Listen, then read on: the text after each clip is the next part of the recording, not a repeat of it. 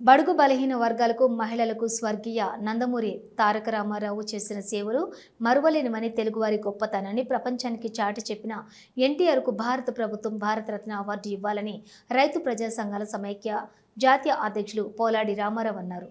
స్వర్గీయ నందమూరి తారక రామారావు 102వ జయంతి సందర్భంగా కరీంనగర్ బైపాస్ రోడ్డులోని ఎన్టీఆర్ విగ్రహానికి పోలాడి రామారావు రెడ్డి సంఘాల రాష్ట్ర ప్రధాన కార్యదర్శి సంధి తిరుపతి రెడ్డి ఎన్టీఆర్ అభిమానులు నాయకులతో కలిసి పూలమాలలు వేసి ఘనంగా నివాళులర్పించి స్వీట్లు తినిపించుకున్నారు.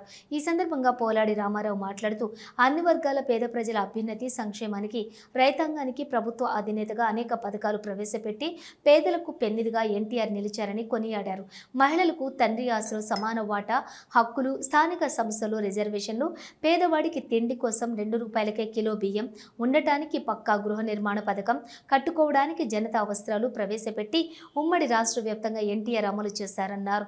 పేద పిల్లలు చదువు కోసం తొలుత రెసిడెన్షియల్ పాఠశాలలు ఏర్పాటు చేసి స్థానిక సంస్థలో ఎన్నికల్లో దేశంలోని మొదటిసారి బీసీ, ఎస్సీ, ఎస్టీ వర్గాలతో పాటు మహిళలకు కూడా రిజర్వేషన్లు కల్పించి ఎన్టీఆర్ అమలు చేశారన్నారు. బీసీలలో రాజకీయ చైతన్యం తెచ్చిన గొప్ప మహనీయుడు అన్నారు. ఎన్టీఆర్ సినీ రంగంలోనే కాకుండా రాజకీయాలలో కూడా జాతీయ స్థాయిలో ఎనలేని కీర్తి సాధించారన్నారు. ఈ కార్యక్రమంలోని రామారావు వెంట రెడ్డి, జేఏసీ ఐక్య వేదిక రాష్ట్ర ప్రధాన కార్యదర్శి సంధి తిరుపతి రెడ్డి, నాయకులు పోల్సాని దేవేంద్రరావు, రమేష్ కుమార్, ఎన్టీఆర్ అభిమానులు తదితరులు పాల్గొన్నారు.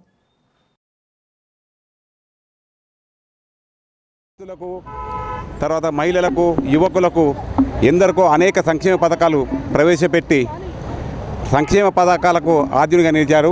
ముఖ్యంగా మహిళలకు ఆస్తిలో సమాన హక్కు కల్పించి మహిళలకు కూడా స్థానిక సంస్థల్లో రిజర్వేషన్ కల్పించిన ఘనత దేశం లోపల మొట్టమొదటిసారి ఎన్టీఆర్ గారికి దక్కుతుంది. అలాగే బీసీలకు, ఎస్సీలకు, ఎస్టీలకు కూడా స్థానిక సంస్థల లోపల రిజర్వేషన్ కల్పించిన ఘనత ఎన్టీఆర్కి దక్కుతుంది.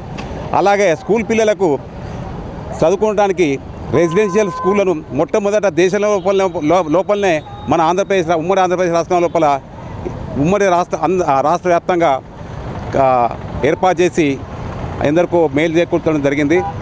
అలాగే మన తెలుగువారి ఆత్మ గౌరవానికి భంగం కలిగినప్పుడు ప్రపంచవ్యాప్తంగా నలుమూలల చాటి చెప్పి మనందరికీ గుర్తింపు తెచ్చినటువంటి ఘనత మన ఎన్టీఆర్కే దక్కుతుందని చెప్పి ఈ సందర్భంగా మనవి చేస్తూ